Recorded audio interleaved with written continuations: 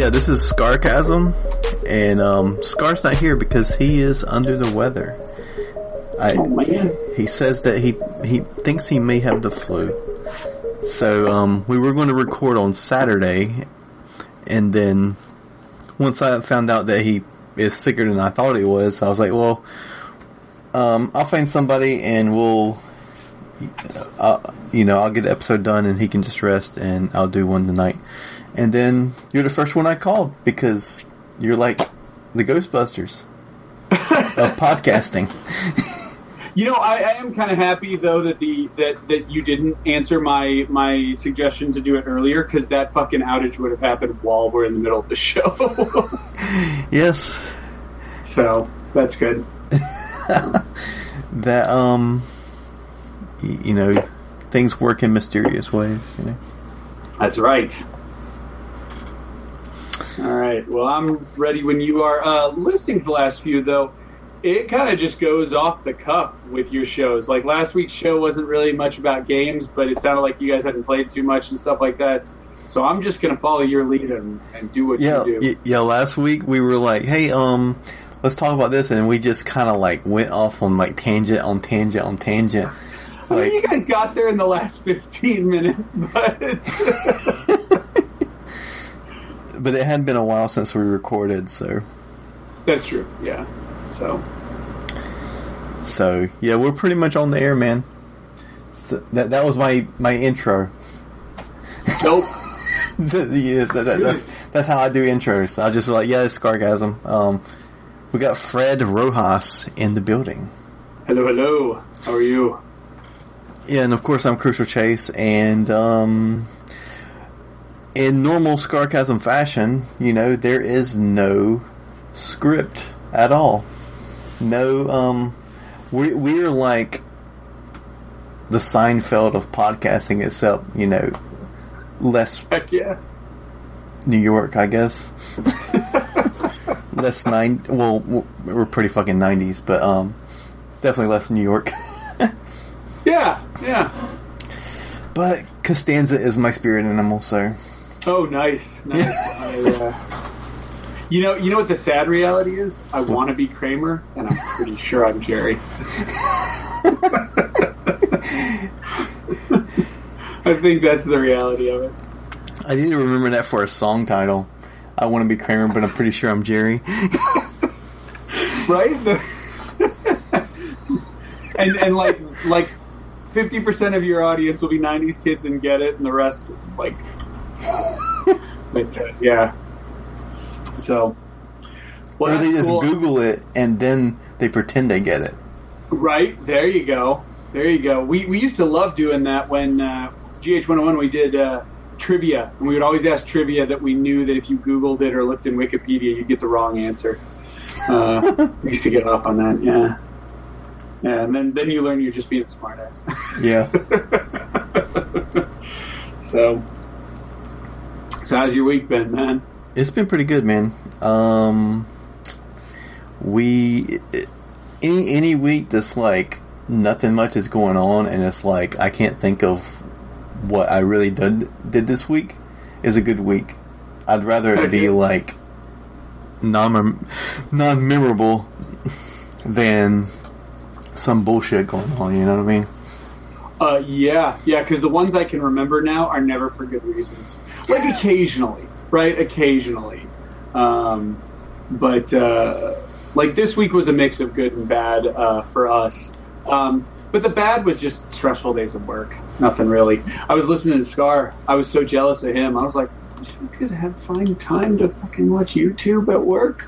That would be awesome. But I never did. I was barely able to watch that Avengers trailer at lunch today. So. Yeah, I still haven't watched that. I still haven't watched the fucking Lion King thing or whatever. Oh. Tell me you've seen Detective Pikachu. Have you seen that? Yeah, I've seen that one. That movie looks so good to me. I have no affinity to Pokemon, though. Like, I'm not even quite... Was it Trees that said that it looks better than it has any right to look? Exactly, and that's exactly how I feel. And it's, and what he was most taken aback by was that it was, like, like it's handled seriously. Like, he's like, do you think I think he said that on the show. He's like, do you think they know? I don't think they know. I think it's just coincidence. I think it just worked out that way. But maybe the joke is that they're taking themselves, like, seriously. Like, a joke that doesn't really come out and say it's a joke. Or sometimes the best jokes. Well, yeah, and I don't know who's behind the production of the whole thing, but I believe it's Japanese-based, and especially probably Nintendo and the Pokemon Company. And I hope so, because if they take themselves really seriously, like, that's just as good as if they're in on the joke. Like, either way. But I would like to point out that everybody says, like, people were saying, you know, Pikachu. I think the people who were making the movie were like, well, Pikachu's got to be furry. He's got to be a real animal. Animals that have fur are bushy. They can't be, like, just shiny and flat. My wiener dogs, my short hair wiener dogs, are shiny and flat. They have what you would expect Pikachu's coat to look like. And so I can tell you, it does exist in the animal kingdom. They could do it. In the movie, it looks like he's, like, fuzzy rather than, like Velcro fuzzy. Yeah, he looks like he came out of the dryer. But yeah. This week has been pretty crazy. I think the funniest thing that I've seen is, I don't know if you guys have to deal with this, but the world forgot how to Christmas. The world has just straight up forgotten how to Christmas. So we're in a cul-de-sac and in a pretty large neighborhood, and, like, there are almost no Christmas lights, and of the ones that are up, man, some people got some lazy-ass definitions of what a Christmas light is. One dude put a blue snowflake, like, and no, this is not a euphemism or anything Trump-based. He just had a blue snowflake. He's had it in his window for, like, a decade. That's funny. Right? Well, I thought about it once I said it, right? You start thinking about what you say. But he had a big blue snowflake that he always puts in his upstairs bedroom window. And it's just like the size of the window. And that's it. That's his whole decoration. He just hangs that up there. We got another guy who just buys an inflatable Mickey Mouse, and it just blows up on his lawn. No lights to accompany it. It's just this inflatable Mickey Mouse just farting in the wind. Because I can understand if someone doesn't have the money for the Christmas lights, but it seems like these people are spending all this money and still half-assing it. Yeah, that's what I mean. Well, and then, the real half-assers, although this might be a budgetary thing, to which I totally congratulate people for this. You know those ones where you buy that $35 light that just puts holograms of all kinds of shit all over your house? Yeah. You seen we have a lot of those in the neighborhood. And then the last one is probably my least favorite of all, which are all those lazy people who hire companies. And that is rampant in my area, are people who hire companies. And it's so funny because you pick it off of a website. You pick your display. And this year, two houses up the street from me, same company, same display, only slightly different colors. And it was so good once they'd installed it, because you saw both the people just outside, just like, we installed the same lights. It's so good. So one guy grabbed one of those net lights, those green net lights, and just tossed it over his bushes. so it looks different. Color. Yeah. And see, my wife comes from a long line of people who are like the Griswolds. Mm-hmm. Like my father-in-law, John Bender. I will proudly say his name, and he has made the paper in Kansas City multiple times for his displays. He hooks it up. Nice. Hooks it up. And it's just all over the house, twinkling lights everywhere. They have to turn on the nuclear power at the power plant to keep up with him. He's got a separate, fuse box for his whole house, a second fuse box and circuit, which is just for his Christmas lights. It's in the garage. It's fantastic. And then they're not, although, to not misrepresent it, Griswold always seemed kind of slapdash, right? He's got a lot of lights, but it doesn't look that pretty. Right. John's looked great, fantastic, and even at a maze where you meet Santa in the center and stuff like that. And he just did a great job with what I would consider to be just a suburban 2-story with front yard. He did awesome. And so my wife is carrying the torch now. He's getting a little older, getting close to retirement. He doesn't want to do it much anymore. He does a couple of things, so my wife's now carrying that torch. So we've got We got geese out there. We got llamas. We got wiener dogs. We got Santa. We got lights everywhere. We got icicles. We got the whole nine. Nice. We got about as much as we can get without having to put in our own fuse box in the garage, which I'm sure is coming soon. But yeah, we didn't go quite all out this year. We well, for one, we have the little one, so we didn't use the big tree. So we got a little tree that's on a table because, I mean, I just didn't want to have to deal with. Yo, we totally did that too. When Autumn was younger, we would just take out, like a little white tree that was probably, what would you say, like 2.5 feet tall, maybe? Yeah. Yeah, and that was her Christmas tree for a while. We just didn't set up the big one. And it's actually her nightlight when Christmas hits. She likes to use it as her nightlight. Now, granted, it glows the whole damn room, and she doesn't get to sleep very well. But yeah, that's what she uses still. So I'm totally for it, man. That's what we did too early on. Cool. With the little ones, you got to. So anyway, but I just thought it was funny. And then, of course, the suburban people. There was this huge debate in our neighborhood at the neighborhood meeting or whatever, because we have an HOA, so the homeowners association is making everything difficult. And it was like, what's the official day you can start putting up lights? There was some big debate about that.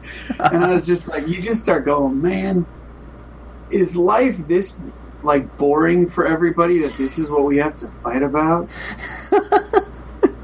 Like, shit, go watch that Sabrina show on Netflix or something, or, like, there's other things to do, man. But anyway, but yeah, so that was fun. We got the lights put up and looking. And I want to point out, Chase, I don't do any of that stuff. You would think I would, because I'm into video games and electronics and wiring the house and stuff like that, and I'm probably capable of it. Mm-hmm. But hanging lights has a degree of heights and hooks and knowledge with hardware. And that's where I can't go. Like, I don't have a handyman bone in my body. I haven't really heard much about your soldering. So I guess that failed. No, I can solder. Okay. I can solder. I've been playing around with soldering. I've been doing dirty mod chips. I've been installing mod chips. I'm making consoles do shit that they shouldn't do. Nice. Yeah. And I'm doing it on real modern consoles, too. The PlayStation 1 and the Xbox. You mean the Direct Xbox? Yes, I do, in fact, mean the Direct Xbox. But yeah, I put an Aladdin chip in it. But now I don't know what to do with that, but we'll see. I can install games onto a hard drive, which is funny because they gave us the ability to do that on the 360, but they didn't on the original Xbox. So, tell me this. Does the Xbox One S have any 4K HDR capabilities? It does. It has both. So the Xbox One S can play back both movies and video games. The 4K for video games is just upscaled. So it is just the same video picture you would get out of a regular Xbox One S, which is traditionally 1080p. Sometimes they do better, sometimes they do worse. Well, the reason I ask is because my brother, for Christmas, sent my dad a new TV because for some reason the power went out a few months ago and all of a sudden the TV stopped working. A surge can blow that power supply, but so he just sent him a new TV, but it's a 4K HDR TV. Yeah. So I was thinking about taking the Xbox over there and popping in Red Dead Redemption 2 and seeing, but I didn't know if it would be much of a difference since it's not an X. It would be a difference. No, like the X just upscale, like it has a higher render rate, so of course the visuals will look higher end. But the HDR does come through, which is a good thing because HDR is more impressive than higher resolution. Although, fun fact, Red Dead Redemption 2 is one of the handful of games that doesn't use HDR properly, and you should turn it off. Nice. So which game should I test it out on? Gears 4 is great if you have Game Pass or if you own that game. Halo 3 and 4 in the Master Chief Collection, but that's a huge update, so make sure you've updated it. If you own that, that's great. Halo 5 works really well. Any of the Ubisoft games, really. Far Cry 5, Assassin's Creed Origins, Assassin's Creed Odyssey. Those look great in HDR. You know it would do good with HDR, I think. Of what I hear about HDR and what it is supposed to do is the PC version of Alan Wake. Oh, yeah. Oh, yes. Because HDR, here's the sentence elevator pitch for anyone who doesn't know. People are probably rolling their eyes, but is a larger color palette and color gamut. It's a wider spectrum of colors. And then it is whiter whites, darker darks, and which is considered higher contrast. And then obviously each pixel has a different illumination value. Mm-hmm. So that's how you can emulate like light, and that's where Alan Wake would benefit greatly, because they can literally make certain parts of the screen pitch black and other parts, slightly lit up based off of his flashlight and stuff. The PC is equipped for HDR. A lot of people don't use HDR on the PC because most computer monitors aren't. But of course, you could hook it up to a TV, which is what I've done. Mm-hmm. And you can get Windows to fudge it, but it's not good. So that would need a full pass. I doubt they would do that with an older game like Alan Wake, but they could easily do it, like if they wanted to. HDR is nothing more than like values, like their actual like stats.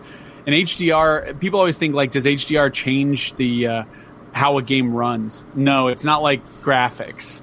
Mm-hmm. Think of it as a text document that just goes, okay, here's how all the color, here's a value for every single color and light that should be there. It's just a big text document. Like it's very easy to implement.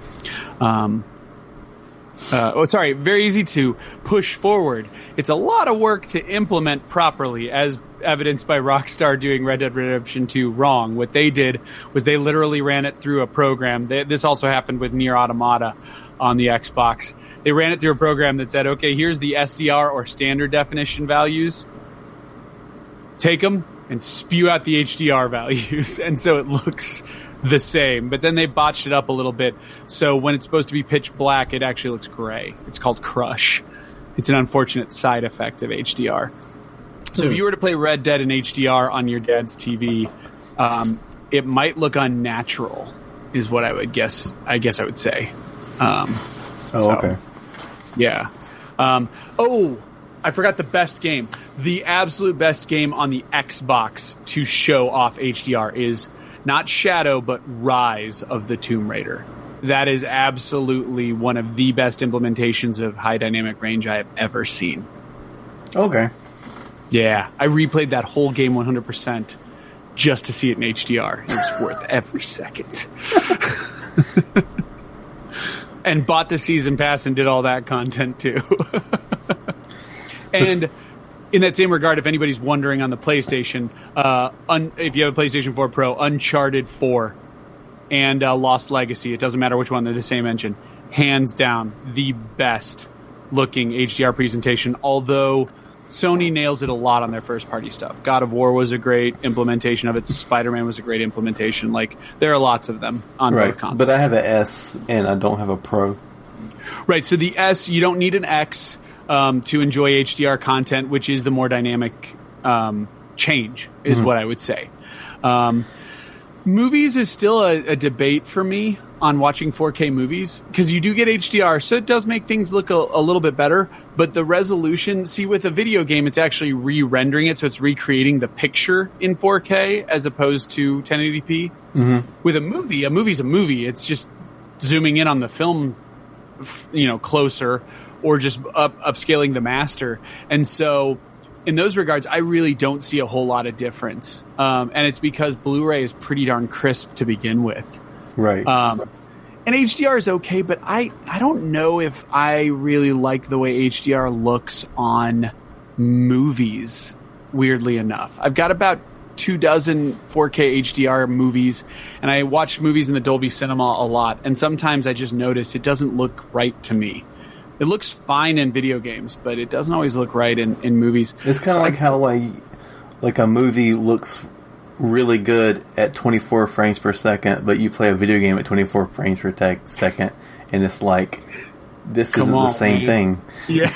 And you can, on PC, you probably know this, you can force 24 hertz on your video games. Yeah. And it's not a good thing. But yeah, so I mean, we'll see. The other thing is Xbox hasn't been the greatest 4K Blu-ray player for the longest time. They're getting there. This recent update that came a few months ago really kind of cleaned things up and things look good. But yeah, it looks good, but I just don't know if it's worth the extra cost. A 4K Blu-ray is like $35, whereas a Blu-ray is usually $15 to $20. So yeah. Neat note. My first have always been game consoles. My first DVD player was a PlayStation 2.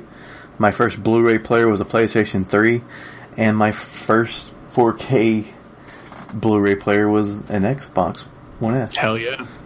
So, there you go. That's right. And, well, I don't know if this applies to you, but my first CD player was a PlayStation 1. Oh, yeah? Yeah. Actually, technically it was a Sega CD, but I didn't use it as a CD player. PlayStation 1 actually had AV outs where you could hook them up to stereo systems, so you didn't have to actually have TV hooked up. Yeah, my first CD player was a Discman, but nice. My parents wouldn't buy me Discmans. I had a Walkman for a long time. So, but you can't put CDs in Teddy Ruxpin. So that's true. And did you know that the modern Teddy Ruxpin you can't put Slayer tapes in? I was so upset about that. Like, he doesn't have a cassette port. Because, of course, he doesn't have a cassette port, but I didn't think about it. And I think there's a thing that stops you from being able to import your own, MP3s into him. He should just be like a Bluetooth device that you can just play anything through. That's what I want. Yeah. Again, I want to hear him do Meshuggah. I want to hear Teddy Ruxpin do, And sometimes when I'm feeling frisky, maybe, we could have him do some Motley Crue or something. You never know. Yeah. Teddy can handle Axl. We can play that. That could be my main podcast. Listen to just watch Teddy Ruxpin mouth all my podcasts. Yeah, there you go. Somebody's got a YouTube video of Teddy Ruxpin singing shit, though. I know that exists. Teddy Ruxpin just yelling, what's his name? They got banned from everything. He got banned from everything? Alex Jones. Alex Jones. You know what? He did get banned from everything. You're right. That was accurate. I'm sorry I didn't think of it. Alex Jones is banned from everything but breathing. But hey, I don't even know if he's allowed in public. I think he may be under unofficial social house arrest. But anyway, so we sort of started talking about some video games. So what you been playing this week, man? I've actually been playing some new stuff, some stuff I haven't talked about on any other shows. So we got an exclusive. Yeah, I've been playing on the Xbox a lot. Well, I did wrap up on the PlayStation 4 Modern Warfare Remastered, which is also on the Xbox. Have you ever played Modern Warfare? Damn, that campaign is fantastic. Yeah, that's my favorite. Actually, that's probably one of my favorite shooter campaigns in general. Oh, I had a tear drop against my eye. And last night I was really pissed off because it was at the end. Where you have to do that blitz to the missile silos, and then you go in there, and it's called the chapter I remember very distinctly. It's called No Fighting in the War Room, and you have to push your way through there. And I mean, you just get blasted at every corner. And finally got through there, finished off. Makarov or whatever, took him out, and the world's safe again. And then, of course, there's the Mile High Club, which I spent about 20 minutes trying to play. I got so pissed off, I was just like, okay, I'm done. But yeah, that was a lot of fun. But the new stuff I've been playing is on the Xbox. I've got Game Pass, which I'm making full use of. And I started playing a game that came out this week called Mutant Year Zero. Are you familiar with this game? Yeah, the one where you're like a duck and stuff. I love anthropomorphic animals. I really do. And I like what they call the Disney halfway. Austin Walker called it the Disney halfway, where they're bipedal and they talk and they wear clothes. That's the kind of anthropomorphic animal I dig on. Like I like that shit. And so yes, it is a apocalyptic future, and the reason it's called Year Zero is mankind screwed up. We had to start over, and so it's Year Zero. Mm-hmm. And there are humans, I should point out. I don't think that's a spoiler. That's an early plot point. But not from your group. Your group is, a duck and a warthog. And the duck's a sniper, which is so dope. And he's got a hilarious voice. He's got, like, not Howard the Duck like the Lucasfilm voice, but like Howard the Duck the way you would imagine he talks based off of reading the Marvel comics. Is really how that duck talks. And the warthog kind of sounds like a mix between like Bob Hoskins and like, I don't know, like a real deep voice. Like he's just really down like this, but he can get mad, and then when he gets all gruff, and stuff like that. And he's your tank. He's got more health and he's got 2 boomsticks. Is it difficult? It is difficult. Yes. Yeah, because I have a hard time. Like some of those games, I'm like, man, I want to like this, but I suck at it. Because like the Shadow, like the Return of the Shadowrun games, like Shadowrun Returns and Daggerfall, like I love that world so much, but I suck. So I've played a couple of strategy games. I liked XCOM. Liked XCOM 2 less, but liked it still. I really dug. Oh, why am I blanking on the shooter? There is a Wild Wild West game, and I got a... it's not Weird Wars, is it, or something? The Weird... Hard West? Yes, thank you, Hard West.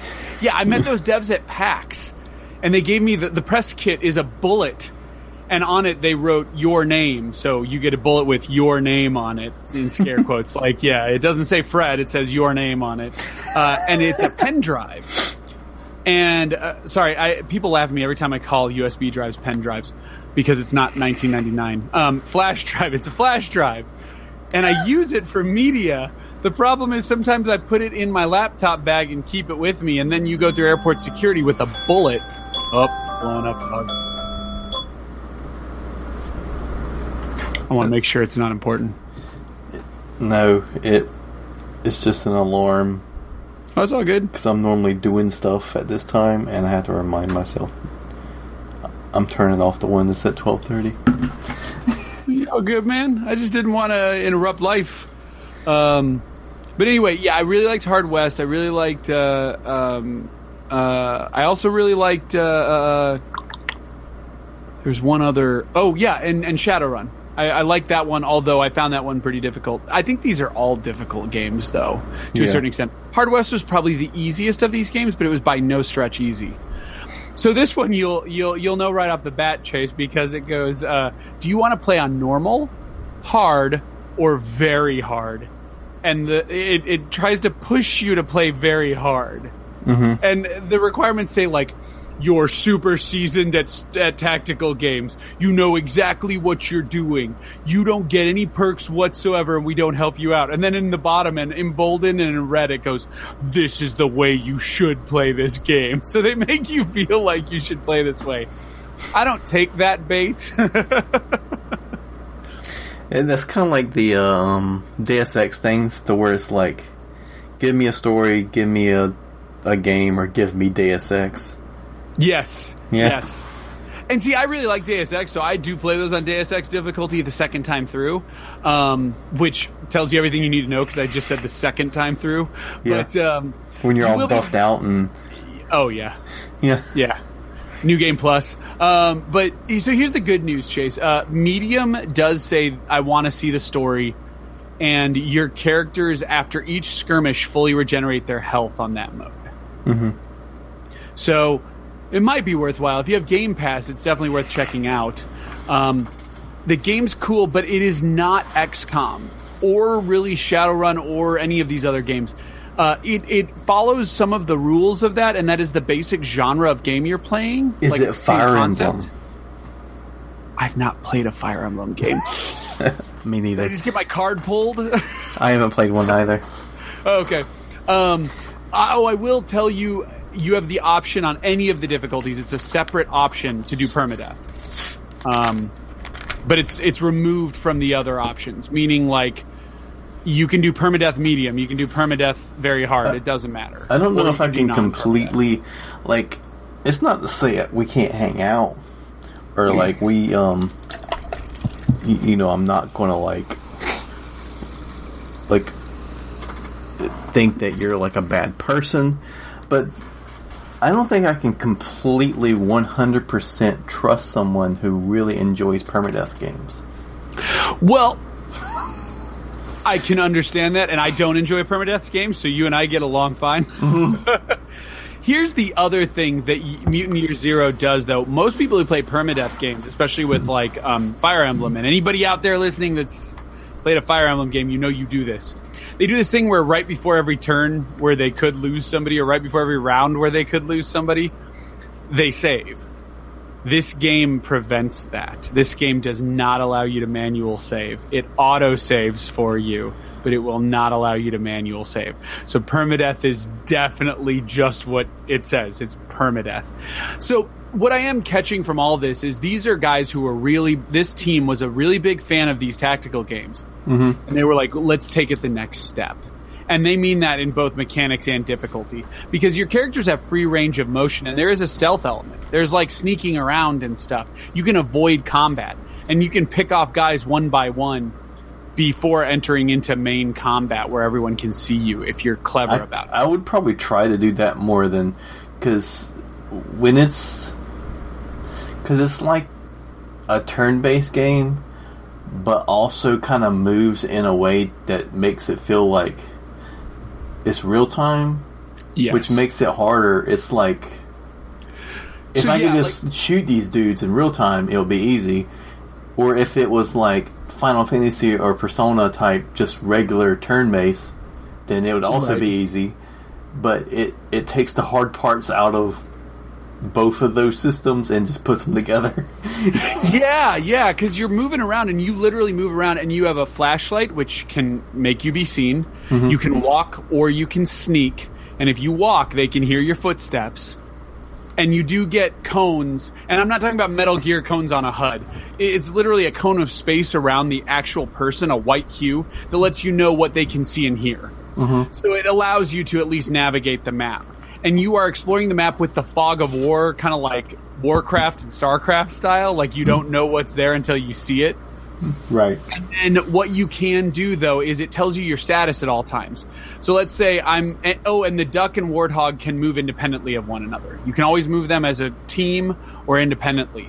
So you can start setting up stuff. So you get to like a house, okay? Let's say I come up to a house. Yeah. I can set the duck on the left side, the warthog on the right side, and have them both hiding. And it tells me kind of like I've got cover to look in there. And what I can do is, if I sneak into the house and I see a guy who's got his back turned to me, if you haven't been seen yet, you have the option to do what's called ambush. And so it enters the turn-based tactical stuff, like XCOM and stuff. But you get the first move, and if you kill that guy with a bunch of criteria, you have to do it silently. So you have to use a silent weapon, like a knife, or like my duck has a crossbow that doesn't make noise. Right. If you hit and you kill, and he doesn't notice until he gets damaged, then he won't tell anybody, and you go back to the real-time moving around stealth kind of stuff, because you haven't technically engaged things. Once someone sees you, though, it gets real. He calls all his buddies. They all come running in from all over the place. And this game factors in stuff a lot more than I would say. I know XCOM and Shadowrun is the ones I can think of. Factored in things like the high ground, like if you're on the second floor looking out of a window versus a person on the ground and stuff like that. And like half what am I calling? Cover, like partial cover and stuff like that. It accounts for all that, but at a really high level. Like when my duck is up on a tower, sniping with his special scope and his special He's got this pimp-ass casino visor that gives him 25% longer accuracy and stuff. He can be a force to be reckoned with, and people can technically hit him from up on the tower. But because they got the low ground and they're not using a sniper rifle and he's so high up that it increases the distance and everything, he's nigh impossible to hit. And then he grew wings. So early on, you can level these guys up and you give them more abilities. And one of the first things I gave my duck was wings, so he can fly. It's not. And everybody knows you can only block a flyer with a flyer. I wish that was true. I wish magic rules applied, but they don't. But it just does make him harder to hit, and it allows him to jump from like tower to tower without having to go down the ladder and because that's what you normally have to do. You have to climb down the ladder. Oh shit! Oh shit! Oh shit! Oh shit! Oh shit! Climb up the ladder and hope no one's an Overwatch or anything. So it's really good. That said, I played for 3 hours and I'm only like a handful of skirmishes in, and as I was learning that game, I had to die over and over and over and over again. And the difficulty I picked was the hard, which says I didn't choose. I just want to understand the story. It says things are difficult. After each skirmish, your guys recover half of their health, and yeah, I think that was about it. There's no like assists. There were some assists on the medium version. So I'm playing on what's called technically hard, but to me it was easy, medium, hard. They just called it something different. And I'm enjoying myself. It's an interesting game, but it does it takes the tactical and evolves it slightly. So if you try to play it like XCOM, you will fail. Trust me on that. So I haven't played XCOM, so I'll go in it fresh. I haven't played XCOM, so I'll go in it fresh. Yeah, you might be okay. Again, if you have Game Pass, it's definitely worth checking out. It's a cool game. If you know you don't like tactical games, though, you need not apply. It's just, that's what it is. At its core, it's a tactical game. I want to be better at it. I just know that I'm not very good at it. But, Again, if you have Game Pass, download it. It's only it's not very big. I think it was only like 7 gigs, which is pretty small by today's standards. And even if I bought it, it's not a $60 title, is it? No, I think it's $35. Because the new Far Cry that's got announced is not a $60 title either. Oh, I didn't know that. It's $39. Oh, cool. And it's coming out soon. Yeah. So I think it might be like... it's releasing... We're calling it Fall Cry now. That's its name. Okay. Or Rage Cry. There you go. That is weird. That is UB releasing both of... Oh, no, the other one's Bethesda. Because, Far Cry and Rage... Oh, no, Rage is May now, and Far Cry is actually February. How weird is that new Far Cry game is going to come out before Rage 2? Yeah. Rage 2 looks dope. I've never played Rage 1. I really want to. I don't think the new Far Cry game is like a new Far Cry game. I think it's more or less like kind of experience sort of like Blood Dragon, except it actually is a sequel to the last one.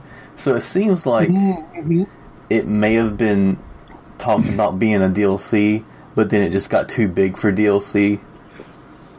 That was technically what Far Cry Primal was, and then they decided to stretch it out. It was supposed to be DLC for Far Cry 3 or 4. 4, I think. Mm-hmm. And then it got too crazy, and so they decided to pad it out and add a bunch of extra content and make it a full-price game. And I don't know if you are aware or not, but Far Cry Primal did not do well, and I think they learned their lesson on that one. They were like, okay, let's do this as a standalone. The only thing I didn't like was I was watching the Game Awards, and I've not played Far Cry 5 yet, and I do own it. I'm staring at the copy right now, and I wanted to play it like in the next month or two. They spoil the ending. Because in order to know this new game, you have to know it starts where the other one ends. Yeah. So that sucks. If you don't know, don't look it up. Yeah, I've beat it. Okay. Because that sounds like that would be a crazy ending. And now I know that's what's going to happen when I head out there. Yeah, the ending kind of pissed me off because actually I didn't really talk about it on the podcast because I knew that, it's kind of spoilery, but now everybody knows because it's the new game. But yeah. Warn people, though. Spoiler warning. Yeah. You don't want to be spoiled. Fast forward 5 minutes. If you don't want to be spoiled, don't watch the Game Awards. Yeah, definitely don't watch the Game Awards because they just dropped that shit. They did too. They dropped it so fast. It was just like thump, and I'm like, I can't unsee that. But yeah, it pissed me off because it made the game feel like everything I've been doing this whole game. Like, why the fuck did I even bother? It's about the journey, man. It's not about the end. But this time it was like I was trying to get these people out from this crazy person, and then it didn't really make any sense because for one, they kind of botched the two endings thing. Like, if one ending is, oh, don't worry about that, that's not canon, then don't even have it. Like, two endings should be, they both are canon between what choices you make, you know what I mean? Right, so can you reload your save and just see the second ending, right after finishing the game? Yeah, because the thing that messed it up is because if you resisted, the true ending happens. But if you don't, and you let him just do his thing, nothing happens. No bombs, no nothing. So I'm like, then that kind of means that he did that. Like, it was him that, did that. Right. But then they were like, no, he didn't do it, the other ending is not canon, don't worry about it. I'm like, well, if you're telling me that don't even worry about that ending, why did you even put it in there? Ever since Silent Hill with those UFO endings, man. Yeah, but that was a silly ending, but the other one seemed like a better... Well, remember Far Cry 4 had that. If you never get up, remember how he tells you at the beginning to wait there for 5 minutes or whatever? Yeah. If you wait for 5 minutes, the game ends, credits roll, it avoids the entire game. Yeah, I heard about that. Shit you not. That's what happens. So, but yeah, so Mutant Year Zero, and it is $35. I looked it up. So Mutant Year Zero is well worth checking out if you have Game Pass, and if you don't, and especially if you're a hardcore tactical person, if you've just been fiending for something new, especially if you're a fan of the games we've mentioned, this one's right up your alley. This is what you've been looking for. This is the next step. So I'm looking forward to playing more of it, but it is definitely one of those small doses kind of games. I don't really want to binge play that game. You know what I mean? Yeah. You get in, you do a mission, you get out. I'll never forget how to play it. It's got very simple moves. So, and then real quick, my last one. So Xbox got the Devil May Cry 5 demo, which good luck to you if you can find it. Is it buried? Yeah, because if you look for Devil May Cry in the store, it just gives you the option to buy it. If you look for the special edition, it just gives you the option to buy it. You have to put in Far Cry 5 Xbox, and then you get the Xbox special demo. So to find the Devil May Cry, you have to search Far Cry 5? Did I say Far Cry? Yes. Oh, I'm sorry. Devil May Cry 5. You have to look up Devil May Cry 5 Xbox. And when you look all that up... Who would even think to look that up on the Xbox? I don't know. It's called the Xbox Special Demo. Oh. Jesus fuck. You might be able to find it easily by looking up just Xbox and demo. I bet it's the only one that says that. But anyway, so I downloaded that and played it. Now, are you a Devil May Cry fan? Have you played the Devil May Cry games? I played the first one, and I played some of DMC. Okay. I am just like you. I have the HD Remastered Trilogy, and I just recently played through the first game, and I wasn't able to beat the first game. I did get stuck on a boss and just decided I'd had enough of that game. But I was very far. Yeah, I got stuck on a boss as well, but I did play it on the PS2. Okay, yeah, and I'm playing the 360 port of those PS2 games. from that HD collection, but I got to I think there's 29 levels in Devil May Cry 1, and I was on level 24 or something, 24 or 25, and it's just a boss battle, and I was just like, I'm good, and I looked, and it's just nothing but more and more boss battles. DMC I really liked, but of course fans of Devil May Cry didn't like it. So here's the thing. I don't think I like Devil May Cry. I think I like DMC, but I don't think I like the classic Capcom Devil May Cry game. I'm going to play Devil May Cry 2 just to check on that. And I heard that 2 was terrible, right? Well, see, okay, I guess 3 then is what I need to play. I don't know. Because, and I have 4 also. I have that special edition that was on Steam. But But I mean, if it's a person that has a level head, say Show Enough, he will tell you that he thinks the model of the character is dumb, but he loves the game and the gameplay. See, and I don't really care about the model at all, but I hate the game and gameplay. No, I meant the DMC. Oh, DMC. Yeah, the gameplay's really good, and I think Ninja Theory does a great job, honestly. But anyway, DMC I had a ton of fun with. I still could play through that game. But Devil May Cry, it's just weird.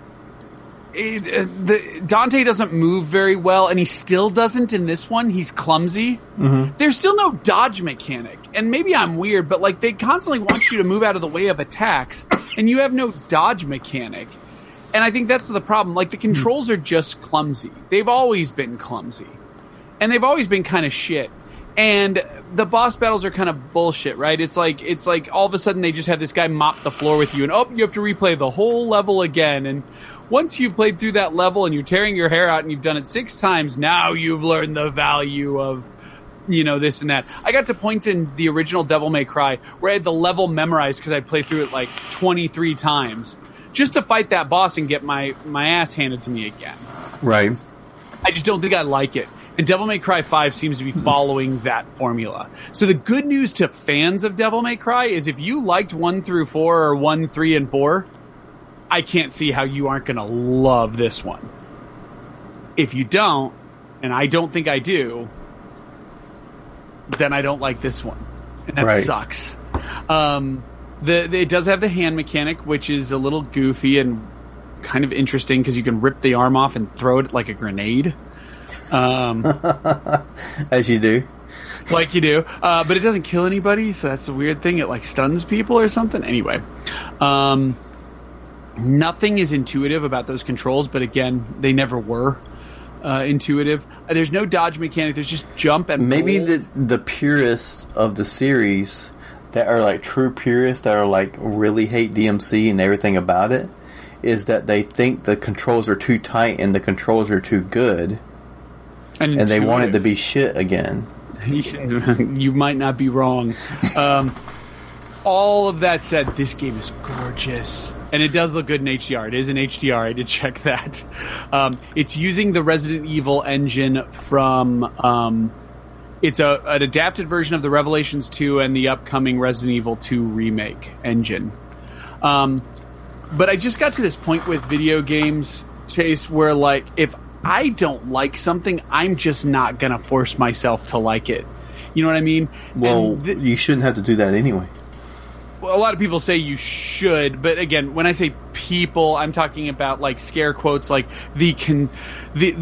controlled internet group, or the loudest ones. But it seems like the people who like the original Devil May Cry series, and they're not wrong, they're just wrong for me. They like a lot of other games that I don't like. They didn't think Bayonetta was that good, and I love Bayonetta. They really like Metal Gear Rising: Revengeance. I hate that fucking game. I fucked my way through that game once, and I will never do it again. And people are like, you just don't get why it's so good. And it's I don't think so. I don't think I like The Witcher 2. I like The Witcher 1 and 3, but that's the weirdest trilogy because every game controls completely different than the last. But The Witcher 2, it's a It's a weird ass control scheme, and I just don't think I like it. And the battle system I really didn't like in The Witcher 2. Maybe I was thinking about playing that again, but maybe I shouldn't, because when I first played it, I played it on the 360 when it first released on the 360, and I was fine with the controls and stuff, but I don't know if it's now. You know what I mean? Well, here's what I did. I played it on the PC, and then adapted with Joy to Key a gamepad for it. Yeah. It's probably stupid, but it's what I had. It's what I owned. And now that Witcher 2 is one of the Xbox One X enhanced, it's 4K with 10-bit color on Xbox One X. Mm-hmm. And it actually competes with some of this. It competes with the settings that are higher than my PC can handle. Well, I think I'm gonna. I mean, Witcher 2, even for a while, it had settings that were like beyond what most PCs could do, like even high-end PCs. Right. There was like Uber sampling. I think it was a setting that nobody could use. It's like what is it? Hair effects or hair works on Witcher 3. Like, everybody turns it off. It's just not. It's not worth having on. And I can Uber sample now with my current video card with my 1070, but like, to what end? It still doesn't look right. It's just, who cares? But I think I want to play the version that is made for gamepads. And actually, I am 60 hours into The Witcher 1. I never played through that game, so I'm 60 hours into The Witcher 1. I've been playing it over the course of the last year. So I'm on episode 4 of 5. So I'll knock out Witcher 1 and I've already played through Witcher 3, so I'll play through Witcher 2 on Xbox 360, Xbox One. And if it gets too cumbersome, I'll just walk away. But circling back to Devil May Cry, yeah, like, it's just not for me. But if it's for you, if these are what you like, if these are the kinds of games you like, this one's going to be just another strong one. A demo should be out on PS4 soon. If you have an Xbox One, though, you can grab it now and you're good to go. Cool. And I did confirm, I died on the boss. You do have to replay the whole level. So it's like old school. Yeah, if you die, you have to replay the whole level. That song at the Game Awards was absolutely horrendous, in my opinion. Oh my god. The biggest thing I love Devil May Cry for is it was originally Resident Evil 4. And if you look at the early parts of that game, you can totally see Resident Evil 4 in it. Right. Yeah. So. Yeah, I originally bought Devil May Cry thinking it was going to be a game like Silent Hill and stuff, but it wasn't. But I still played through it. And then, yeah, I think they made a good move, because imagine if this back half of Devil May Cry 1 didn't exist, and they swap out Dante for Leon, and you've got a good feel for how they were going to run Resident Evil 4 originally. And they made that its own thing. And it definitely got tweaked up significantly to become Devil May Cry. And then they redid Resident Evil from the ground up. And that's where we got the one we got. So. Right. Which I'm actually not a big fan of Resident Evil 4. Ooh, I really like that one. But I'm biased. I like all the Resident Evils. Other than, I haven't played 6, so I can't speak to it. I played one of the campaigns, and I wasn't too impressed with it. I played through Chris's campaign. But I even like Resident Evil 5. As long as you play it the right way. Co-op. You don't do no AI Shiva and shit. That's bullshit. No, you gotta find a friend. Get social, find a friend. But yeah. So, how about you? I've been playing Far Cry 4, or Fallout 4 actually. Yeah, I've been seeing you on the Discords doing that.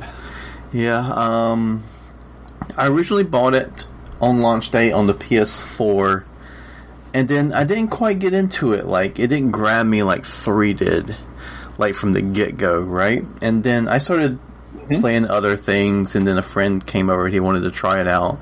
He was like, dude, I really like this. And I was like, well, why don't you borrow it for a while? I'm not really playing it. And I never saw it again. We've shared stories like that prior to this show going live. Yeah, so and I never really, I would see it on sale for Xbox, and I was like, well, I bought the season pass for the PlayStation 4, and I got the season pass on launch when it was like $20.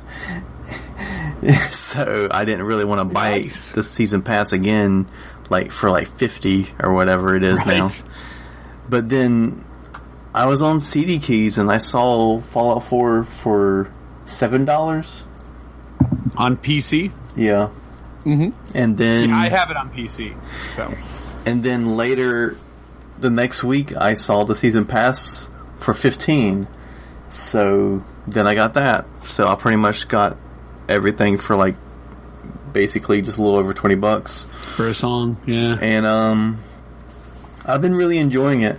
Like once you get past like the initial thing to where it kind of makes you think you're going to supposed to do all this building and stuff. Yes. And you start getting into some of the factions, like the one that I'm kind of running with now doing stuff for is the Railroad.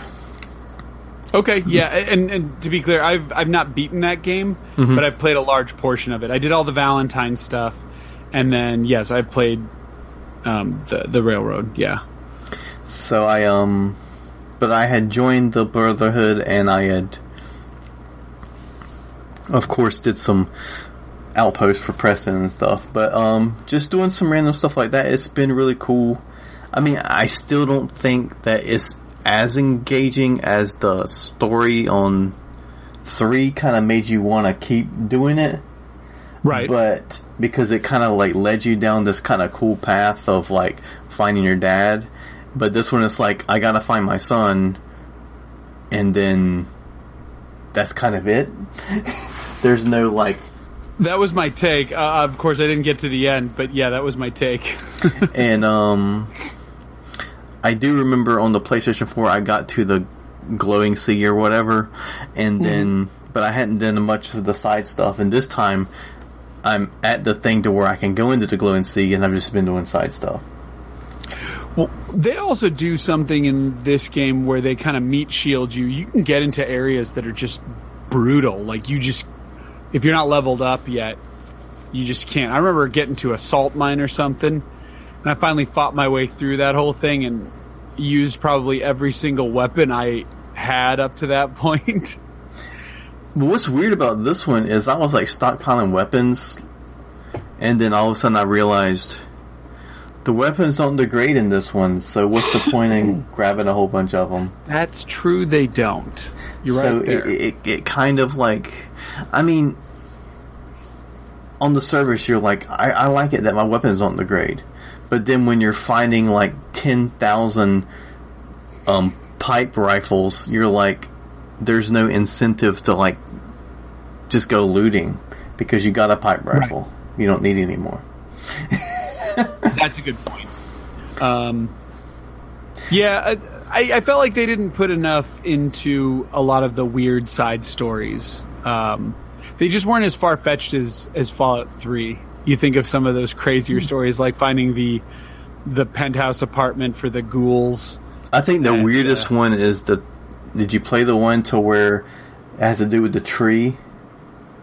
In Fallout 4? In Fallout 3. Yes. Oh, the living tree. Yeah, with the cult that worship that tree in the woods. Yeah. The Herald, and he had like I think it's alive, isn't it? Or yeah, he had a split personality. Like it was like Harold and something. That was his different personalities. That was so weird. There were all these goofy things in that. You're making me want to play Fallout 3 again. Yeah, I actually do want to play Fallout 3 again, and then I got this because I knew it would play on PC, right? And the Steam version of Fallout 3 is completely broken. So the only way to get it and it work right is to get it off of Good Old Games. Oh, well, yeah, and it also is backwards compatible on the Xbox One. Yeah, I have it on Xbox One, but I kind of wanted to play on PC. It is enhanced for the X. And so I bought that Game of the Year edition where it has 2 discs and the DLC's on the second disc. Yeah. And if you install the second disc, it installs the whole GOTY, including the DLC, on your on your. Oh, nice. It gets you the digital version. Same thing is true with Oblivion. Not the case with the rest. Buddy of mine got the Game of the Year edition of Morrowind, and it didn't give him all the DLC. Yeah, I think that's what I did too. Is the Game of the Year edition on disc. Yep. So yeah, I mean there are options. I think I would probably play Fallout 3 on if I played Fallout 3 again, which I do. I kept my copy. I would probably do it on the Xbox One, right? Especially if you have an X, because it goes up to 4K. 4K. Wow, you can see all those terrible Bethesda textures in 4K. Massive jaggies. Yeah, Washington D.C. looks grosser than it ever has. But I never understood. Maybe I just need to sit, like you just said, force myself to play something that I know I don't like just because everyone says it's amazing, and then I just don't see it. But then I'm like, have I not just played enough? I did not like Fallout New Vegas, and everybody loves that game. Oh. Yeah. I like Obsidian, though. So, quick question for you. Did you play Stick of Truth? South Park, Stick of Truth? No. Okay. Did you ever play Alpha Protocol? Nope. I own it, though. Game of last gen, bro. Works fantastic on PC. You just launch it and it plays. Yeah, I have it on PC. Oh yeah, that's the best version. I seriously thought Obsidian was going to announce yesterday the HD remaster of that. I was like, "This is going to be huge." Alpha Protocol is an amazing game. So Fallout New Vegas is Obsidian. Have you ever played KOTOR 2? No, I played the first one. Yeah, no, that was BioWare. Different pedigree. But Obsidian is a great developer, but they made New Vegas. The thing about New Vegas, though, and people don't believe me on this, is it's a living, breathing world. The map is just as big, and the stories are much better. Honestly, the stories are fantastic, and the way they turn factions against one another and stuff like that, especially in downtown Vegas. But you probably didn't get that far because you got to play like 15 hours in order to get to Vegas or New Vegas. That game's like a fruitcake. It's real dense. You can like people were expecting another 100-hour experience, and it is totally possible to spend 100 hours in New Vegas. But if you want to do core concepts with cool side stories, you're doing like 40 hours total to do. I did a large portion of that game in 40 hours. A large portion. And then I was just done. But it was a really good game. Better than 3. Hands down. In my humble opinion. I just thought it was weird how they scaled things. I would fight like Caesar's Legion, and they're like owning me, and I'm like, these dudes aren't even wearing shirts. How are they taking so many bullets? Well, Caesar's Legion's the you really don't want to fight much in that game until later, because actually Caesar can be one of the last bosses. Okay, so that's why all those factions they make them really strong early on, because you're not supposed to fight them. Well, because it can be one of any of the faction leaders, and I think there's like 5 factions. Mm-hmm. So they have to make sure any of those faction guys, if they have you get bombarded by those guys at the end of the game for the final conflict, because I think every ending, pretty much, there's probably one diplomatic ending, but I failed when I tried to diplomatically handle Caesar. But every ending just ends with a bunch of those guys fucking flooding the screen. You have to shoot your way out. I do know that I would get on a quest line to go talk to someone, and then that person's like, well, before we do this, we have to do that, do this for me, and then I go to do that for them, and that person's like, well, you need to do this, and then I've totally forgot what I was doing in the whole beginning because I'm on this like other side thing, and then I'm in the middle of a Caesar's Legion fight, and yeah, no, that plays. Yeah, and then you don't understand why that's amazing, bro. I also thought it was weird how, okay, in Fallout 3 it was like you get to play in Washington D.C., but Washington D.C. is like a desert wasteland. But in Fallout New Vegas, you get to play in Las Vegas, wasteland, but yeah, in a desert wasteland. And I'm like, isn't it kind of like Las Vegas anyway? Desert, yeah. Yeah. So it didn't have the, like, everything's destroyed feeling. No, because New Vegas is actually restored, and the rest of it's just desert land, which, like you said, there was nothing to get destroyed. Right. Yeah, you see rubble of, like, turnpikes and stuff, but nobody really cares about that. You're not, like, sitting there on, like, an abandoned train car, and you're like, oh, this is the apocalypse. No one's here. Well, I do have it on PC with all the DLC. Maybe at some point, just God mode it. New Vegas on PC. It did. I didn't put all the mods on there, though. I didn't go mod crazy. I still don't. It's still such a pain in the ass to, like, stack mods on certain Bethesda games. And that was one of them. If I'm going to mod, I vanilla first. Because, you know, if I want to experience Skyrim, and, you know, I don't want my first experience of Skyrim to be, you know, Randy the Macho Man Savage. You know? Yeah! Oh no, here comes the dragon. Yeah! Nice! So yeah, I've been doing that, and I could bring up Steam to see if I've been doing anything else. Well, I did, a buddy of mine, actually you might know him, because I was like, because on my Steam list, I'm like trying to figure out, because people can change their names on Steam so fast. Yes, they can. So I'm like, where do I know this person from?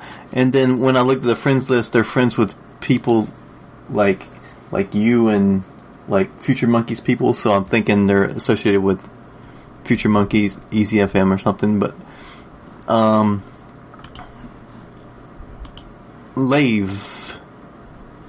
Lane or something like that. Wait a minute. Yeah, Lave Lane. He gifted me a code of Warhammer End Times Vermintide because Vermintide, yeah. So might try to do some game nights of that because it's kind of Left 4 Dead but Warhammer, right? Yeah, it's melee Left 4 Dead in the Warhammer universe. Cool. There are some ranged weapons, to be fair. The Ranger has a bow and arrow and stuff, but for the most part, it's... And that dwarf, it's one short dude. You are so close to the ground when you play as him. And you got this big hammer in your hand, and you got to get in the shit. You are knee-deep in it when you're fighting. And the reason it's called Vermintide is all the bad guys, all the zombies, shall we say, are now rats. It is visceral. Nice. I have Vermintide 1 and 2. I have them both on the Xbox, and then I have Vermintide 1 on Steam, I think. I think that's where I have Vermintide 1 as well. Cool. But I have Vermintide 1 and 2 on the Xbox One. Not that it matters, but yeah. But yeah, through Humble Bundle, I also got Zombie Army Trilogy. That game is so good. I already had the first two standalones, but I know that to get the third one, you have to get the trilogy. So, That's true. So I just, it came with the Humble Bundle, so now I have all of them. Those? I haven't played them yet, because like certain games I want to do co-op, and then I never play them because nobody... Oh, I played the Zombie Trilogy alone, but like that one's just like, keep your cool, keep the formula, don't fuck it up. Yeah. The moment you get hasty in those games is the moment you die. Right. Yeah. I'll be down, man. Let's do some Zombie Army Trilogy. And... well, that's the other downside. I have that on consoles, not on PC. They really need to make this end. I'm sick and tired of this shit. If you and I own the same game, why can we not play together, especially in a co-op mode? Are you a Fortnite player?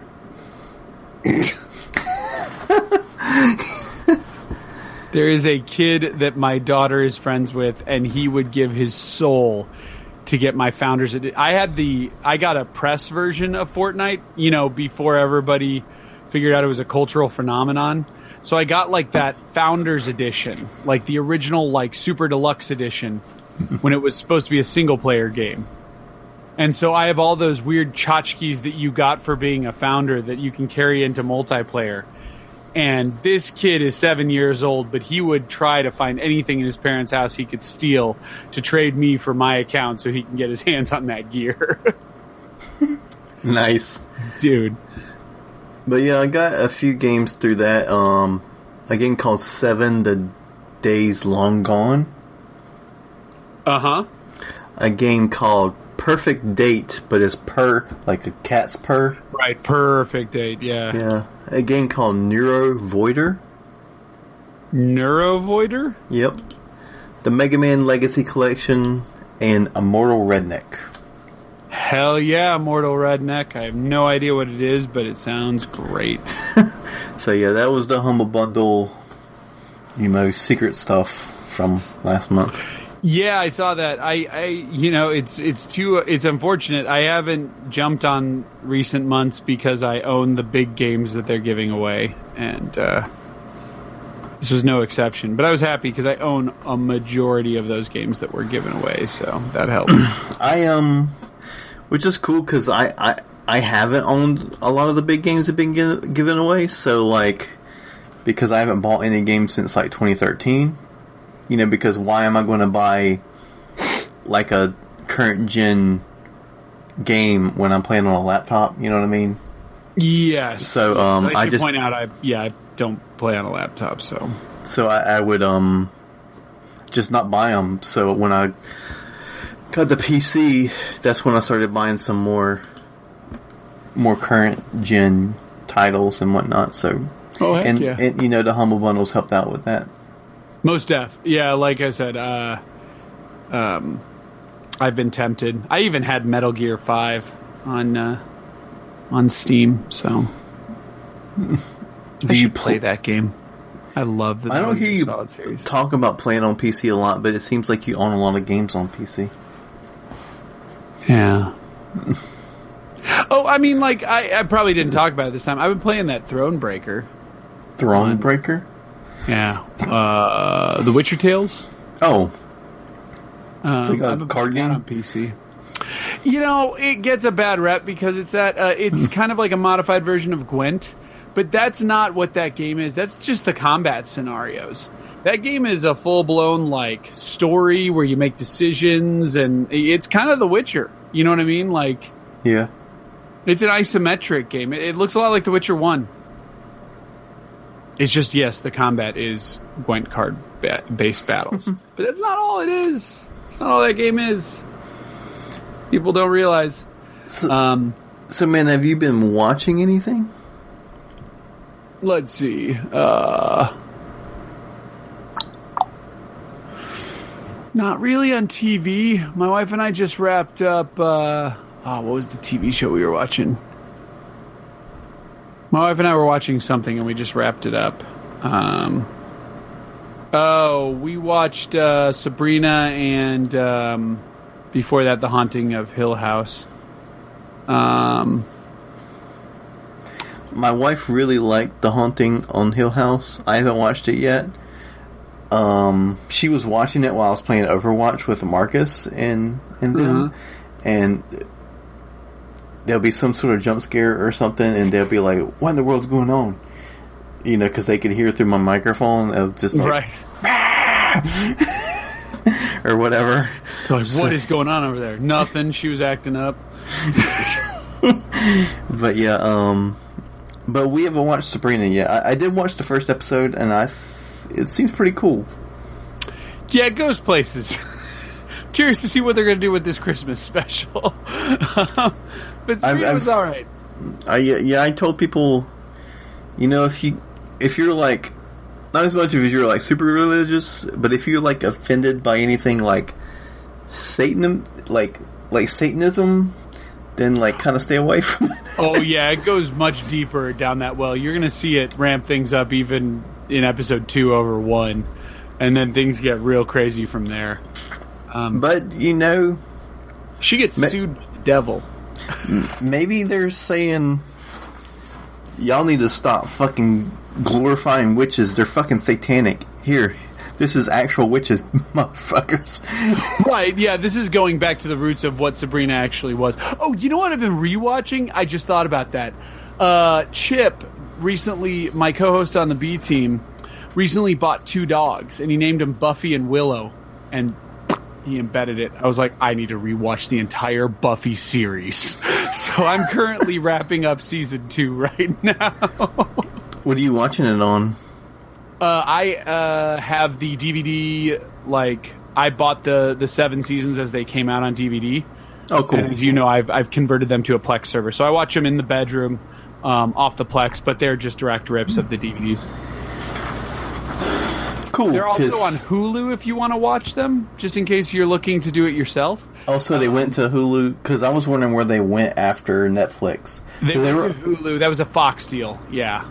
Yeah, because they were on Netflix for 8 years. That's also where Futurama went. That's where Simpsons went. That's where Family Guy went. That's where Bob's Burgers went. Yeah, they're all over there on Hulu. Netflix is going to have a hard time now that they're pretty much sending their Disney stuff over there. And well, that's why they paid some ridiculous $100 million or something to keep Friends. They paid a shitload of money to keep Friends. Yeah. But what people were saying that Buffy was in HD on Netflix. It wasn't. It was always SD. It was always just a direct rip of those Blu-rays, and it was not Blu-rays, DVDs. Buffy's never been on Blu-ray. Well, I think what they're talking about is there's certain episodes that were shown in 16:9. There were. You're right. And I don't know why. Once More with Feeling was because they were the musical episodes and the specialty episodes. So they were 16:9 on TV. Right. So what they do is they letterbox them. So they were 16:9 on TV. But if you're not aware of this, and I learned this from making my Plex server, when you 16:9 something that's supposed to be presented in 4:3, it kind of dual crops. It letterboxes the left and right and the top and bottom. Yeah. And so on a 16:9 TV, it allows you to actually blow it up, and it takes up the full frame. And so when people see it in the full frame, they might mistake it for HD. But come on, man. We know what broadcast quality versus a fucking Blu-ray looks like. Oh, my God. No, that's some blurry shit. You look at it for a minute and you're like, is this even DVD quality? Yes, sir. It is. It's rough. Buffy is rough in those early episodes. It's weird. When you talk about resolution and textures and frame rate and all that stuff, when you go to the new, say you go from 720 to 1080, 30 to 60, when you go to the better, you'd be like, well, it don't look so. It's not really that different. It looks kind of same as what I was watching before. But when you start watching it, when you go back, that's the hard part. Right, you're like, Because I remember we were playing Destiny, right? And Destiny released on the PS3 and the PS4. The first one did. We had some friends that still had the PS3 version, so we went back to the PS3 version, and Amber was like, "What's wrong with the TV?" She's like, "There's something wrong. We got something set up." I was like, "No, it looks like this." She's like, "It did not look like this. This is Chase, wrong." where are my polys? My polys are disappearing. Chase, the hell is that? I don't even know what that is on the screen. What am I looking at? So yeah, that was funny, man, because I was like, "Yeah, you just got used to it." Yeah, and you'll be happy to know, fortunately, that both video games and movies, when you go from 4K back to 1080p, video games you definitely notice it more distinctly, but it's not a bad thing. You're like, okay, it's a lower resolution, but man, it still looks good. And movies, no, it's easy. It's easy to go from 4K back to Blu-ray and not worry. Right. But yeah. So I have been watching Buffy also, and just getting through that. Angel's about to have his happy moment.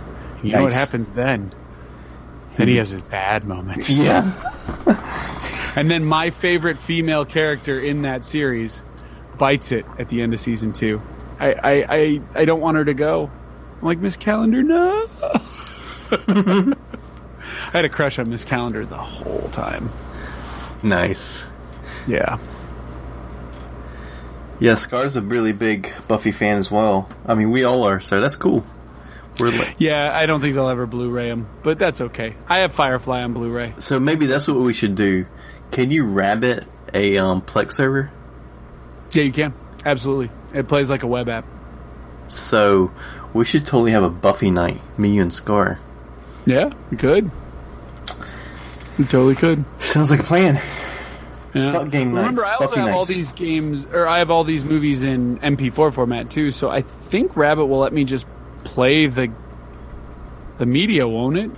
Yeah, it plays. In Rabbit, you pretty much get a browser that everyone can see.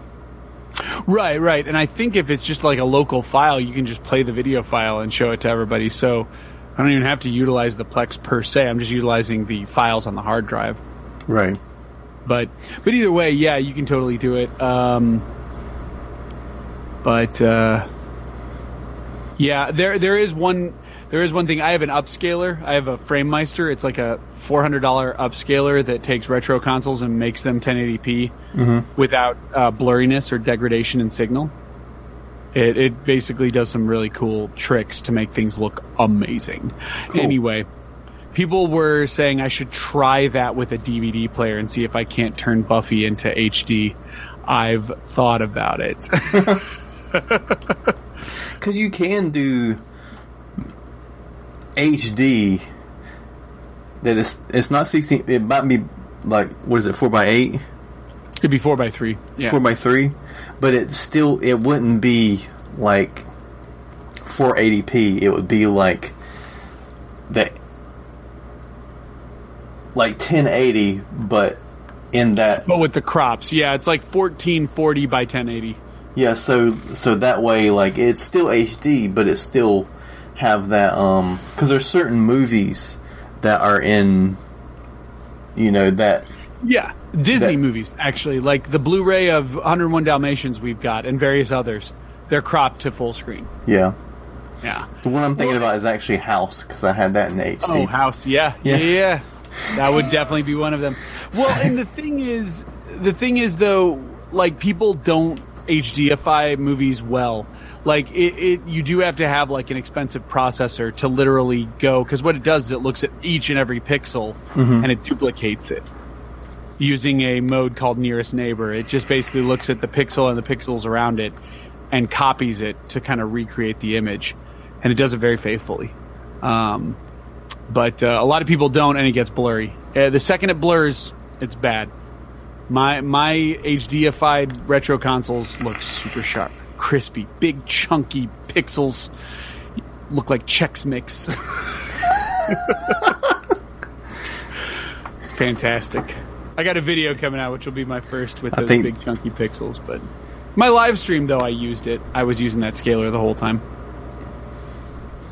Get the best quality Saturn double switch right there for you. So...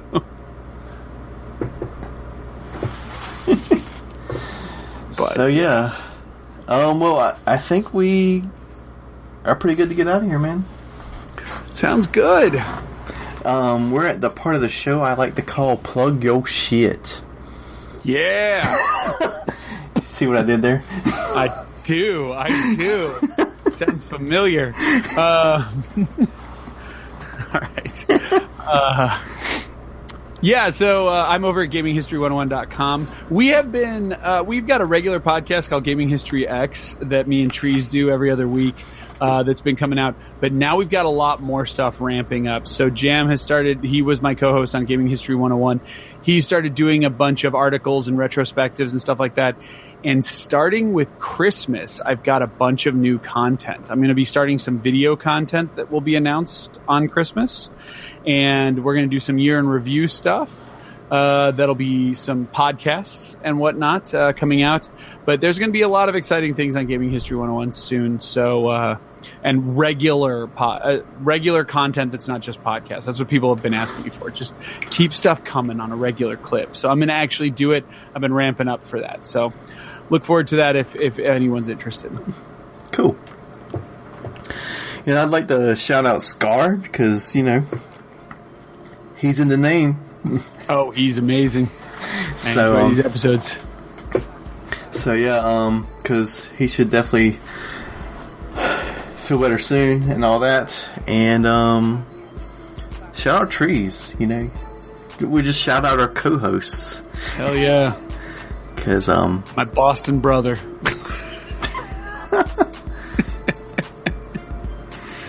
Yep. I'm 5'9.5" and he's 6'4". We're brothers. Yeah.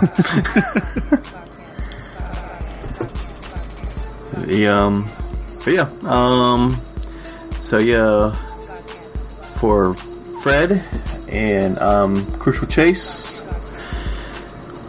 this is Scarcasm, and we are out of here. Peace out to them warriors.